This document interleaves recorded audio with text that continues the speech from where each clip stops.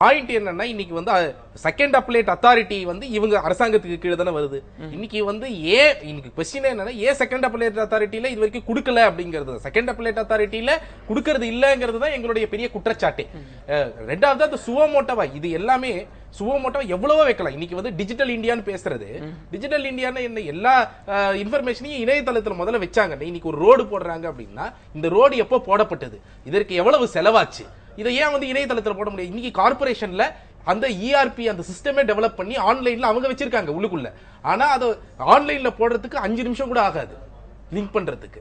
ஆனா இன்னி வரைக்கும் அவங்க செக்ஷன் 4 படி அவங்க வந்து போடல. இதுதான் வந்து அரசாங்கத்துக்கு இது வந்து क्वेश्चन ஆஃப் இன்டென்ஷன்.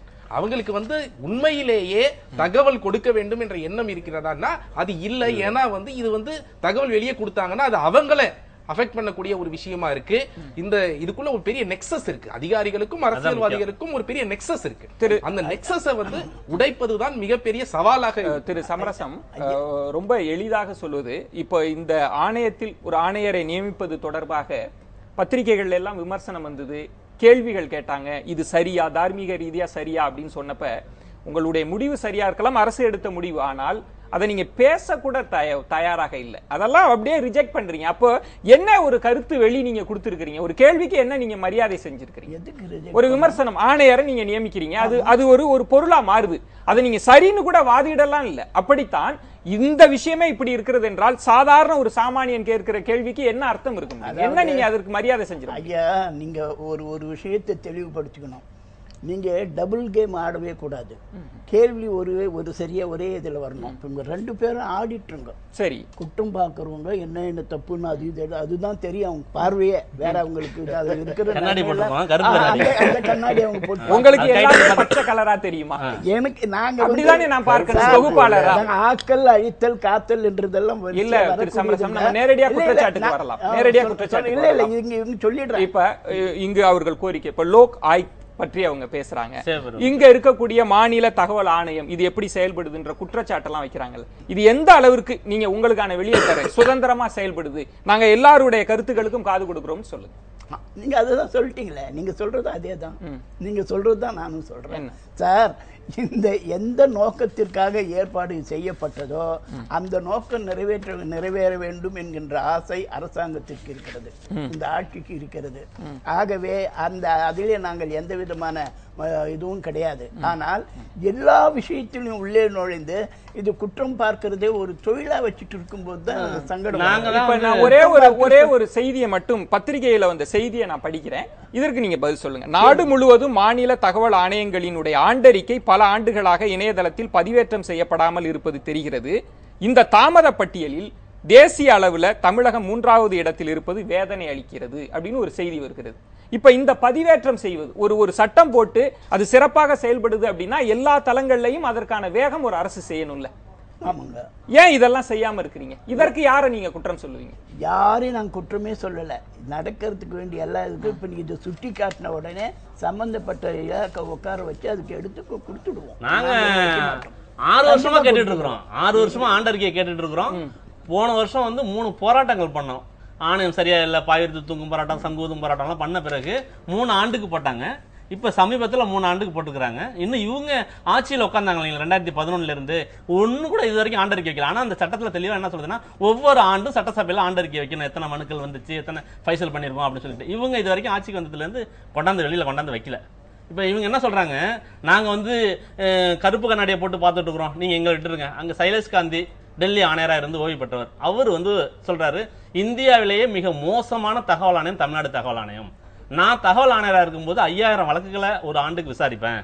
ஆனால் சாதாரணமாக 2500 வழக்குகளை விசாரிக்கலாம். ஆனால் தமிழகத்தில் உள்ள ஆணையர்கள் எல்லாம் 1500 வழக்குகள் தான் விசாரித்திருக்கிறார்கள் அப்படின்னா வெப்சைட்ல ஒவ்வொருத்தவங்க எவ்வளவு வழக்குகள் விசாரிக்கிறான்னு எல்லாத்தையும் பார்த்து அவர் சொல்றாரு. இப்ப நாங்க தான் கருப்பு கண்ணாடி போட்டுக்கிறோம். இப்ப அவர் டெல்லியில உட்கார்ந்துக்கிறோம், கருப்பு கண்ணாடி போட்டு பாக்குறாரு. உங்களுடைய நிறைவு கருத்திலேயே சொல்லிடுங்க, ஏன்னா நம்ம நிறைவு பகுதியை நெருங்கிட்டோம். திரு சமரசம், நீ தீர்வு பகுதியில சொல்லுங்க. நிறைவு அந்த குற்றச்சாட்டுக்கு பதிலே நான் தீர்வா எடுத்துக்கிறேன். இல்ல இது வந்து அப்படி இல்லை. காலதாமதம் இருந்தால் அதை உடனடியாக நிவர்த்தி செய்வதற்கு வேண்டிய வழிவகைகளை அரசாங்கம் செய்ய அந்த சம்பந்தப்பட்ட இலாக்கா அதிகாரியை கூப்பிட்டு அதுக்கு செய்ய வைக்கிறதுக்கு ஏன் லேட்டுன்னு கேட்டு அது முடிப்போம். உறுதிமொழி எடுத்துக்கிறேன்.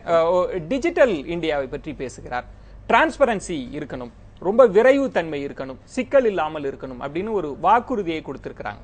ஆனா நிறைய விமர்சனங்கள் இருக்கு. குஜராத்ல படுகொலைகள் நிகழ்ந்தது, அதிகாரிகள் தரமாட்டாங்க அப்படின்ற விமர்சனங்களும் இருக்கிறது. நம்ம அதையெல்லாம் தாண்டி தான் போகிற போது இந்த அரசு இந்த சட்டத்தை இனி எப்படி கையாள போகும்னு நினைக்கிறீங்க? நிச்சயமாக குஜராத்திலே கூட மிக விரைவாகத்தான் டிரான்ஸ்பரன்சியாக வெளிப்படைத்தன்மையோடு தான் செயல்படுத்தியது. இந்த அரசாங்கத்தை பொறுத்த அளவில் அத்தனை டெண்டர்களும் முதலே சொன்ன மாதிரி எல்லாத்தையுமே இன்னைக்கு இ கவர்னன்ஸ் மூலமாக செயல்படுத்துகிறது.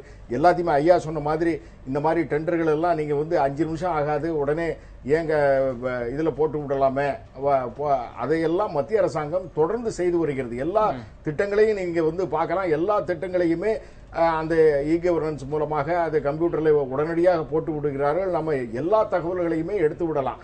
இதே போல வெளிப்படைத்தன்மையாக நீங்க கேள்வி கேட்கும் அதிகாரம் மாத்திரம் இல்ல, அதனுடைய கொள்கை முடிவை கூட நீங்க மாத்திக்கணும் அப்படின்னு இன்னைக்கு பிரதமர் சொல்றார். இன்னைக்கு எங்க ஏதாவது ஒரு இன்னைக்கு புறம்போக்கு நிலம் யாரிடம் இருக்கிறது அப்படின்னு சொன்னா அதற்கு தகவல் மட்டும் நீங்கள் கொடுக்கக்கூடிய வேலையை செய்யக்கூடாது, அதற்கு என்ன நடவடிக்கை எடுத்தீர்கள் என்ற கொள்கை முடிவை நீங்க எடுக்கணும் அப்படின்னு இன்னைக்கு பிரதமர் அதனுடைய நீட்சியாக இன்னைக்கு சொல்லியிருக்கார். பிரதமர் கூறியிருப்பது வரவேற்கத்தக்கது. ஏற்கனவே நாங்கள் கடைபிடித்த அந்த வெளிப்படைத்தன்மையை மீண்டும் கடைபிடிப்போம், நிச்சயமாக நல்ல முறையிலே செயல்படுத்துவோம். அந்த ஆனால் சில கேள்விகள் அரசினுடைய மிகப்பெரிய திட்டங்களுக்கு எதிரான கேள்விகள் கேட்கிற போது, அது சார்ந்து இயங்குற போது இங்க ஒரு பெரிய பிரச்சனை. இந்த ஆக்டிவிஸ்ட் எல்லாம் சொல்லக்கூடியது அவங்களுக்கு உடனடியாக தேச விரோதிகள் அப்படின்னு ஒரு முத்திரையை குத்தி விடுகிறீர்கள் அப்படின்னு ஒரு குற்றச்சாட்டையும் அப்படி இருந்தால் தேச விரோதிகளாக இருந்தால் தேச விரோதிகள் தான் சொல்லுவாங்க. தேச விரோதிகளா அதுக்காக இல்ல அப்படின்னு சொல்ல முடியுமா? தேச விரோதிகளாக இருந்தால் தேச விரோதிகள் உங்களுடைய அளவுகோல்ல பார்த்து அளந்து தேச விரோதிகள் நீங்க ஒவ்வொரு பிரச்சனையும் தனித்தனியாக சொன்னால் யாரெல்லாம் தேச விரோதிகள், எதற்கெல்லாம் தேச விரோதிகள்னு சொன்னோம், இன்னைக்கு மீத்தேன் எடுப்பு போராட்டம் நடக்கிறது அப்படின்னு சொன்னா நாங்க தேச விரோதிகள்னு சொல்றோமா? நிச்சயமா சொல்ல மாட்டோம். நிச்சயமா விவசாயிகளுடைய பிரச்சனை அது நிச்சயமாக தேச விரோதிகள்னு சொல்ல மாட்டோம். நியூட்ரினோ பிரச்சனை நாங்க கொண்டு வரணும் அப்படின்னு நினைச்சோம், அதுல யாரும் தேச விரோதிகள்னு சொல்ல, எதிர்ப்பவர்கள் எதிர்த்தார்கள். ஆனால் மற்ற சில இடங்கள்ல தேச விரோதமாக சில நாடுகளுக்கு சார்பாக அவர்கள் செயல்படுகிறார்கள் என்று சொன்னால், இந்தியாவில் மின்சார திட்டம் கொண்டு வருவதற்கு கூட அவர்கள் எதிர்ப்பாக இருந்தால், தேச விரோதிகளாக இருந்தால் தேச விரோதிகள் தான் சொல்லுவோம். நான் 2 இதா பார்க்கிறேன். ஏன்னா தீர்வு பகுதி வந்ததுனால இந்த ஆர்டிஐ ஆக்டிவிஸ்ட் நிறைய திரு ராமநாதன் சொன்னது மாதிரி அவங்க இன்னொரு நாட்டோடு தொடர்பு கொண்டுட்டுலாம் சில தகவல்களை பெறுவது, அதை அனுப்புவது அப்படின்ற விஷயங்கள்ல ஈடுபடுறாங்க. அது பெரிய அளவுகளிலே அந்த விவாதம் நடந்தது. இங்க இரண்டாவது அதிகாரிகள் பிரச்சனை தான் இது, அரசியல்வாதிகளும் அரசுக்கும் இதுக்கும் சம்பந்தமே கிடையாது அப்படின்ற வாதமும் வைக்கிறாங்க. இப்ப நீங்க ஒரு தகவல் கேட்கறீங்க, அதை தர மறுப்பது அங்க இருக்கக்கூடிய அதிகாரி தான், திருச்சியில இருக்கக்கூடிய விழுப்புரத்துல இருக்கிற அதிகாரியினுடைய பிழை தான். இதுக்கு ஒட்டுமொத்தமா ஒரு அரச குற்றம் சாட்ட முடியாதுன்னு சொல்றாங்க. நீங்க எப்படி பார்க்கறீங்க? முதல் கேள்விக்கு ஆர்டிஐலயே ஒரு பிரிவு இருக்கு, செக்யூரிட்டி ரீசன்ஸ். அதாவது ஒரு நாட்டுடைய பாதுகாப்பு சம்பந்தப்பட்ட விஷயமாக இருந்தால் தகவல் கொடுக்க தேவையில்லை அப்படின்னு இருக்கு. அதனால உண்மையிலேயே ஒரு நாட்டுடைய சாவரனிட்டி சம்பந்தப்பட்ட விஷயமா இருந்தால் அவங்க கொடுக்கறது கிடையாது. மற்ற நிறைய விஷயத்துக்கு சாவரனிட்டி ரீசனா சொல்லி அந்த செக்ஷன் ரீசனா சொல்லி அவங்க பண்றது இருக்கு. நம்பர் 1. மற்ற எல்லா விஷயங்களும் எல்லா நாடுகளும் நம்ம என்ன பார்க்கணும் அப்படின்னு சொன்னா, ஸ்வீடன் உட்பட்ட நாடுகள், அமெரிக்கா உட்பட்ட நாடுகள், எல்லா நாடுகளும் டிரான்ஸ்பரன்சி எந்த அளவுக்கு அதிகப்படுத்தியிருக்காங்களோ அந்த அளவுக்கு அந்த நாட்டில் ஊழல் குறைஞ்சிருக்கு.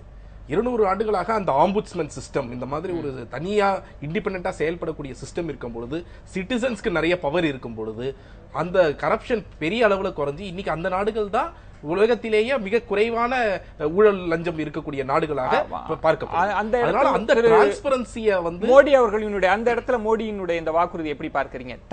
டிரான்ஸ்பரன்சி அண்ட் டிஜிட்டல் இந்தியா, இந்த இது ரெண்டை எப்படி பார்க்கறீங்க?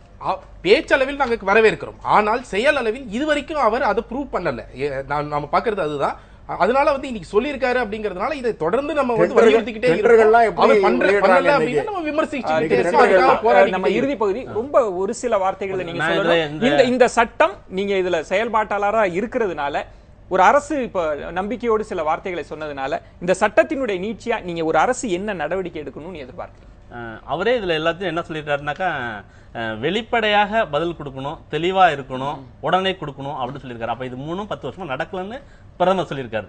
கரெக்டுங்களா? இதுல என்ன அவர் சொல்லியிருந்திருக்கணும்னா, இந்த சட்டத்தின்படி 100 நாட்களுக்குள், அதாவது 30 நாள்ல கொடுக்கணும். கொடுக்காத அந்த பொது தகவல் சொன்னீங்களா, அவங்களுக்கு இந்த சட்டப்படி அதிகபட்சமா 25,000 அபராதம் விதிக்கணும் அப்படின்னு தகவல் ஆணையர்களுக்கு ஒரு உத்தரவிட்டு இருந்தாக்கா சிறப்பா இருந்திருக்கும். இவருக்கு எல்லாமே தெரிஞ்சிருக்கு இல்லைங்களா? சட்டமே அப்ப இல்லைங்க. வந்து அதான் பிரதமர் போய் உத்தரவிட வேண்டாம். ஆமா, அந்த பிரதமர் சட்டம் தான் உத்தரவிட அப்புறம் வேண்டாம். இது வெளிப்படையா பிரதமர் சட்டத்துல போய் இருக்கு. உத்தரவிட வேண்டாம். அவர் சட்டமே இருக்கிறது. இல்ல, உத்தரவிட்டலாம். சரி, Section சரி. 4 நான்கு பேர் பிரதமர் உத்தரவிட வேண்டும். இல்ல. ஆமா, பிரதமர் Section 4 படி நீங்க சரி, வெளிப்படையா சட்டத்துல இருக்குங்க, ஏன் சொல்றாரு? அல்ல, வெளிப்படை சட்டத்துல இருக்குங்க, ஏன் சொல்றாரு பிரதமர்? நான்கு பேர் வெளிப்படை சட்டத்துல இருக்கு. என்னுடைய நன்றிகளை தெரிவிச்சுக்கிறேன். ரொம்ப முக்கியமான ஒரு தலைப்பு இது.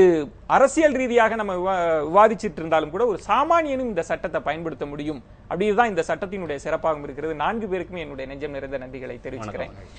மோடி அவர்களினுடைய கருத்து, திரு இந்திய பிரதமரினுடைய கூற்று, அதில் அரசியல் எல்லைகளை எல்லாம் கடந்து இந்த நம்பிக்கைக்குரிய வார்த்தைகள் மெய்ப்பிக்கப்படுமேயானால் ஒரு சுதந்திரம், ஜனநாயகம் அப்படின்னு பேசுவதற்கான அர்த்தம் ரொம்ப அழகானதாக மாறும். அந்த நம்பிக்கையோடு விடைபெறலாம்.